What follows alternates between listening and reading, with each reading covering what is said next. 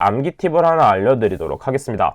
어떤 식으로 암기하면 좋냐면 컨베이어에 시장정지 장치가 풀리면 산업안전기사 필기 기계위험 방지 기술 중 5번째 챕터 운반 기계 및 양중기에 대해서 보도록 하겠습니다.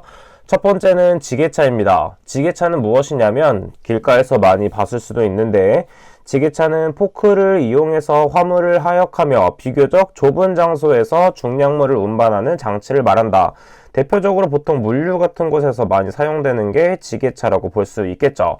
자, 그럼 지게차에서는 어떤 것이 중요하냐면 지게차의 안전성 구하는 공식이 중요합니다. 자, 지게차의 안전성을 구하기 위해서는 항상 기준이 되는 것이 앞바퀴 중심부가 기준이 된다라는 것을 알고 계셔야 됩니다. 그럼 마찬가지로 지게차 중심부와 박스, 화물의 중심부가 또 기준이 된다는 것도 생각해 보면 되겠죠. 그래서 우리는 화물의 모멘트와 지게차의 모멘트를 비교하는 공식을 볼 수 있는데 이때 모멘트란 힘이라고 볼 수가 있습니다. 당연히도 지게차는 화물을 운반하는 것이기 때문에 화물의 모멘트보다는 지게차의 모멘트가 더 커야겠죠. 따라서 지게차의 모멘트 M2는 화물의 모멘트 M1보다 크다는 공식을 알 수가 있습니다. 자, 그 다음에 중심이 되는 것은 항상 앞바퀴의 중심이었기 때문에 화물의 모멘트는 어떻게 구할 수 있냐면 화물의 중량 곱하기 화물의 중심에서 앞바퀴의 중심까지 거리를 곱한 것. 이때 중요한 것은 단위가 센티미터라는 것을 체크해주면 되겠습니다. 그 다음에 지게차의 모멘트 M2는 어떻게 구할 수 있냐면 이때 지게차의 중량 G 곱하기 앞바퀴 중심에서 지게차 중심부까지의 최단거리 센티미터를 대입해주면 되겠죠. 자, 그럼 우측의 기출문제를 보도록 하겠습니다. 화물의 중량이 200, 지게차의 중량이 400일 경우 앞바퀴에서 화물의 중심까지의 최단거리가 1m라면 지게차가 안정되기 위한 앞바퀴에서 지게차의 중심까지의 최단거리는 어떻게 구할 수 있냐면 W 곱하기 A는 G 곱하기 B보다 작아야 되므로 200 곱하기 1은 400 곱하기 B보다 작아야 된다. 따라서 약분을 하게 되면 400, 그 다음에 200을 약분하게 되면 0.5가 되고 붙은 것만 바꿔서 생각해보면 B는 0.5m보다 커야 된다는 것을 알 수가 있습니다. 따라서 정답은 2번이 된다는 것을 알 수가 있겠죠. 그 다음에 지게차 작업 시 안정도 부분 보도록 하겠습니다. 해당 부분은 실기에서도 많이 출제되는 부분이기 때문에 반드시 암기해줘야 되고 숫자 위주로 암기해준다라고 생각을 해주면 되겠습니다. 따라서 하역 작업 시 전후 안정도는 4% 이내가 되어야 되고 주행을 할 경우 전후 안정도는 18% 이내. 그 다음에 아랫부분을 보게 되면 하역 작업 시 전후라고 되어 있는데 이때 양쪽 밑에 있는 이 전후와 아래에 있는 전후는 오탈자이기 때문에 좌우 안정도로 수정을 해주셔야 됩니다. 자, 그래서 하역 작업 시 좌우 안정도는 6%, 그 다음에 주행 시의 좌우 안정도는 15 플러스 1.1V가 되겠습니다. 자, 이때 V는 최고 속도로 주어지기 때문에 대입해서 구해줄 수 있는 것이죠. 자, 그럼 다음 부분 보도록 하겠습니다. 그 다음에 지게차의 방호장치 중에서 어떤 것이 중요하냐면 헤드가드의 구비 조건이 중요합니다. 해당 부분도 마찬가지로 실기에서 많이 출제되는 부분이기 때문에 실기에서 중요한 부분을 한번 체크해 보도록 하겠습니다. 먼저 헤드가드의 강도는 지게차의 최대 하중의 2배의 값으로 등 분포 정하중에 견딜 수 있는 것일 것. 이때 중요한 것은 최대 하중의 2배의 값이다. 체크. 그 다음에 두 번째, 개구의 폭 또는 길이가 16cm 미만일 경우를 생각해주면 되겠습니다. 그 다음에 우측에 개구의 폭이 나와 있기 때문에 이것이 개구의 폭이다 라고 생각을 해주면 되겠죠. 자, 그 다음에 3번 부분에 좌식일 경우에는 0.903m 이상, 입식일 경우에는 1.88m 이상이 됩니다. 이 부분은 법규가 바뀐 부분이기 때문에 이전에 CBT로 공부하시는 분들은 이것을 바꿔서 계산을 해줘야 되는 것이죠. 자, 그 다음에 밑에 있는 부분, 지게차의 작업 시작 전 점검사항 부분 또한 마찬가지로 실기에서 출제되는 부분이기 때문에 따로 정리해서 암기해 주도록 합니다. 하지만 필기에서는 출제율이 낮기 때문에 가볍게 봐도 되지만 실기에서 나오는 부분이므로 따로 정리해서 노트에 만들어 주시는 게 중요한 포인트가 되겠죠. 자, 그 다음에 밑에 있는 부분은 가볍게 읽고 넘어가 주시면 됩니다. 자, 그러면 다음 고소 작업대를 보도록 하겠습니다. 우측에 있는 그림을 통해서 봐주시면 되는데 고소 작업대는 위에 있는 것을 작업할 때 쓰는 기계다라고 생각을 해주면 됩니다. 자, 그 다음 마찬가지로 고소작업대의 작업 시작 전 점검사항 또한 실기 작업형에서 출제되고 있는 부분이기 때문에 따로 노트에 같이 정리해 주시면 되겠습니다. 그 다음에 지금 고소작업대 설치 시 준수사항에서 첫 번째, 당연하게 수평을 유지해야지 넘어지지 않겠고, 그 다음에 두 번째, 갑작스런 이동을 방지하기 위해 아웃트리거 또는 브레이크 등을 확실히 사용할 것 이랬는데, 아웃트리거는 움직이지 않게 고정시켜주는 장치다라고 생각을 해주면 되겠습니다. 자, 그 다음 마찬가지로 고소작업대를 이동 시 준수사항 부분도 실기시험에서 출제되는 부분이기 때문에 따로 정리해 두도록 합니다. 세 번째는 컨베이어입니다. 물류를 해보신 분들은 알겠지만 이 컨베이어는 정말 중요하죠. 여기서 박스들이 이동하면서 각각 지역별로 분출되게 됩니다. 자, 그래서 컨베이어는 무엇이냐면 재료 또는 화물의 일정한 거리 사이를 자동으로 연속 운반하는 기계 장치다라고 볼 수가 있고, 자, 밑에서 그림으로 한 번 더 언급되기 때문에 한 번 더 체크해 보시면 됩니다. 밑에 컨베이어 부분이 나와 있죠. 이 부분을 보게 되면 아, 이거구나 라고 생각을 하게 될 겁니다. 자, 그래서 이 부분은 넘어가도록 하고 체크 한번 해보도록 할게요. 먼저 첫 번째, 컨베이어 방어장치의 종류 부분은 모두 암기해 주셔야 되고, 해당 부분 또한 실기에서 많이 출제되는 부분이고, 아래에 있는 컨베이어 안전작업 수칙 또한 실기에서 출제되는 부분이기 때문에 따로 정리해서 암기해 주도록 합니다. 자, 그래서 컨베이어 방어장치의 종류는 비상정지장치, 그 다음에 덮개 또는 울이 있고, 그 다음에 역전 방지장치, 그 다음에 건널다리가 있겠습니다. 건널다리는 우측에 있는 부분을 봐주시면 되겠죠. 이렇게 컨베이어가 있으면 위쪽으로 건널 수 있는 게 건널다리다 라고 생각을 해주면 되겠습니다. 자, 그 다음에 컨베이어 안전작업 수칙, 즉 작업 시작 전 점검사항 부분에 어떻게 암기하면 좋을지 암기 팁을 하나 알려드리도록 하겠습니다. 어떤 식으로 암기하면 좋냐면, 컨베이어의 비상정지 장치가 풀리면 덮개 또는 울이 이탈한다, 이렇게 암기해 주시면 되겠습니다. 따라서 컨베이어의 비상정지 장치가 풀리면 덮개 또는 울이 이탈한다.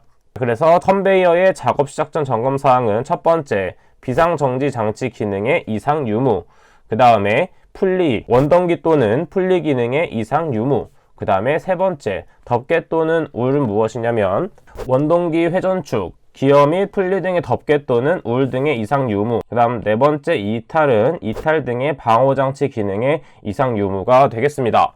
자, 이런 식으로 암기법을 이용해서 암기해주면 되고, 크레인 등 양중기 부분, 양중기의 종류 중요하기 때문에 반드시 암기해줘야 됩니다. 크레인, 이동식 크레인, 리프트, 곤돌라, 승강기가 있다 정도 체크하고 아래쪽을 보도록 할게요.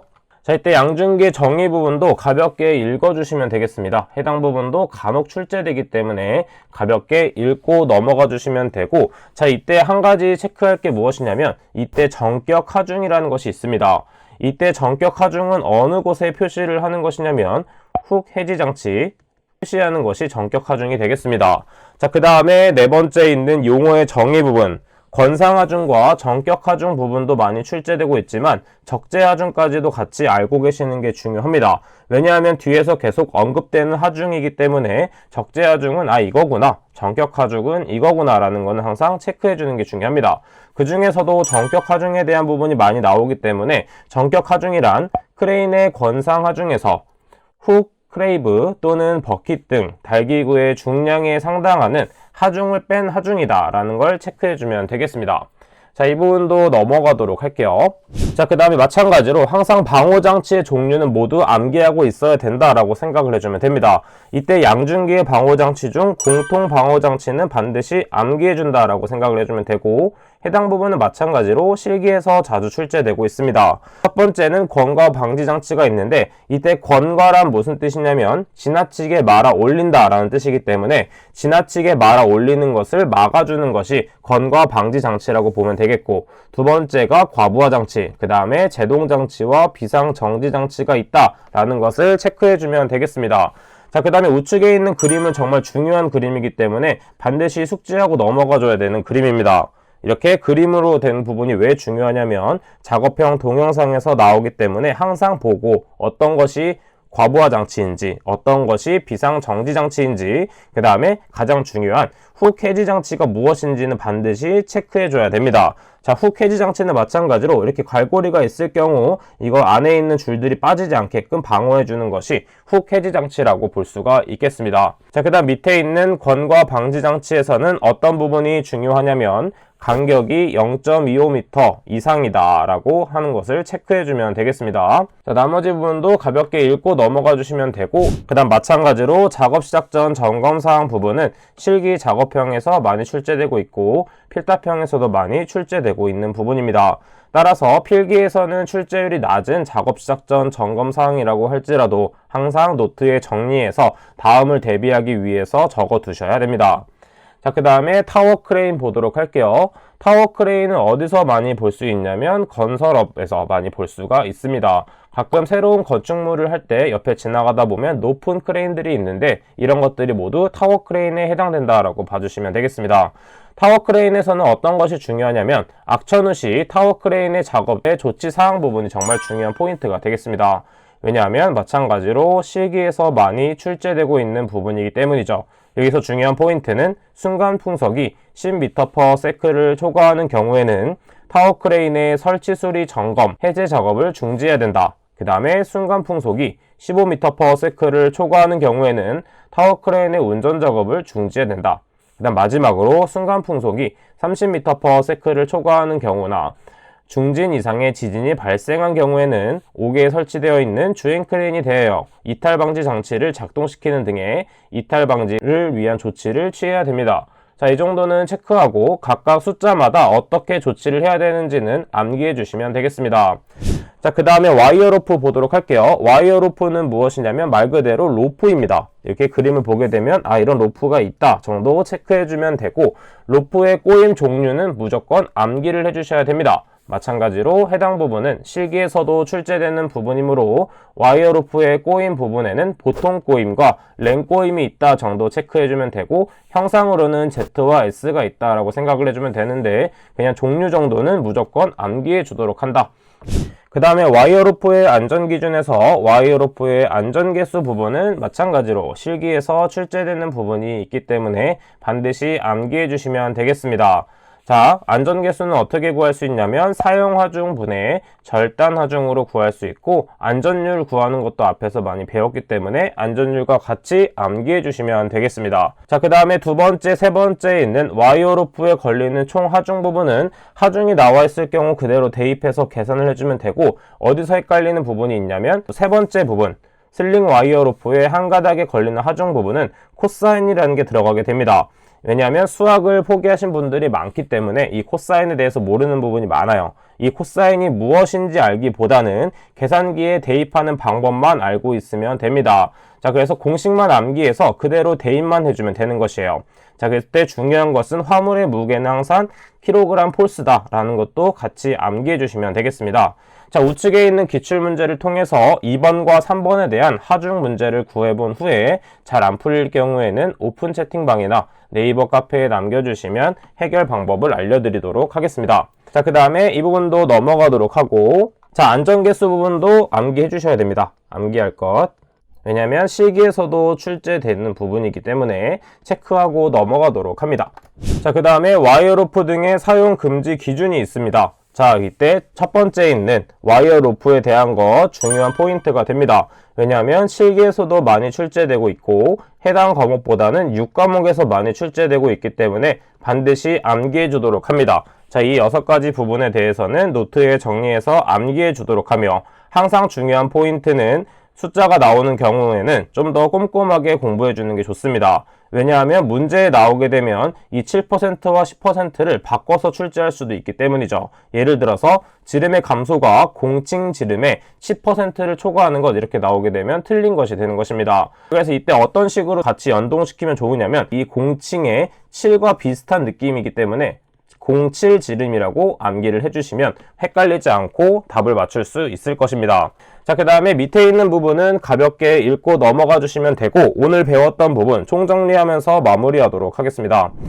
챕터 5 운반기계 및 양중기 부분 첫 번째 지게차 작업 시 안정도 부분 모두 암기해 주셔야 되고 마찬가지로 헤드가드의 구비 조건 세 번째는 컨베이어 작업 시작 전 점검사항 네 번째는 양중기의 공통방호 장치는 무엇이며 그림까지 모두 알고 있어야 됩니다. 그다음 다섯 번째, 악천후 시 타워 크레인 작업의 조치사항 부분까지 모두 정리해서 암기해 주시면 되겠습니다. 자, 이번 챕터는 모두 마무리하도록 하고 여섯 번째 챕터는 가볍게 읽고 넘어가 주시면 되기 때문에 영상은 따로 만들지 않도록 하겠습니다. 저는 그럼 다음 시간에 뵙도록 하겠습니다. 감사합니다.